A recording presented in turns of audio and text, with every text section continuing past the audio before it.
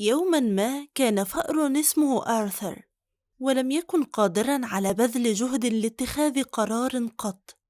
وكلما سأله أصدقاؤه إن كان يريد الخروج معهم كان جوابه: لا أدري. ما كان يقول نعم ولا لا. لم يتعلم اتخاذ قرار قط. قالت له عمته هيلين: لن يعبأ بك أحد إن ظللت هكذا، ليس في رأسك مقدار حبة خردل من عقل.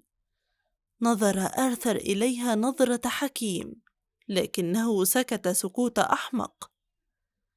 ذات يوم ممطر، سمعت الفئران ضجيجا شديدا في السقيفة حيث تعيش. كانت أخشاب السقف الصنوبرية متآكلة من المنتصف، فسقطت أخيرا إحدى الدعائم. ارتجت الجدران، ووقفت الفئران جميعا متوترة خائفة. قال فأر شيخ كان زعيما: لم يعد المكان صالحا لنا، سأرسل الكشافة ليبحثوا عن بيت جديد.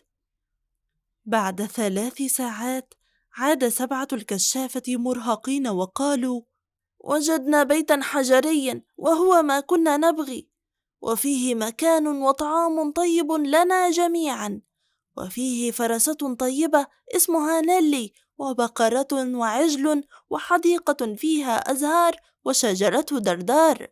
في تلك اللحظة لمح الفأر الشيخ آرثر الشاب.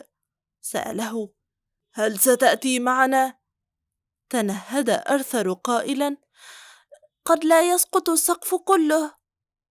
قال الفأر الشيخ غاضبا: لن نستطيع أن ننتظرك اليوم كله لتقضي أمرك وتقرر. إلى الخلف در، أماما سر. ومضوا من فورهم. وقف آرثر يشاهد الفئران الصغيرة تهرع بعيدا. كان أمر اتخاذ قرار فوري فوق طاقته. قال لنفسه حالما: سأعود إلى حفرة هنيهة حتى أستطيع اتخاذ قراري.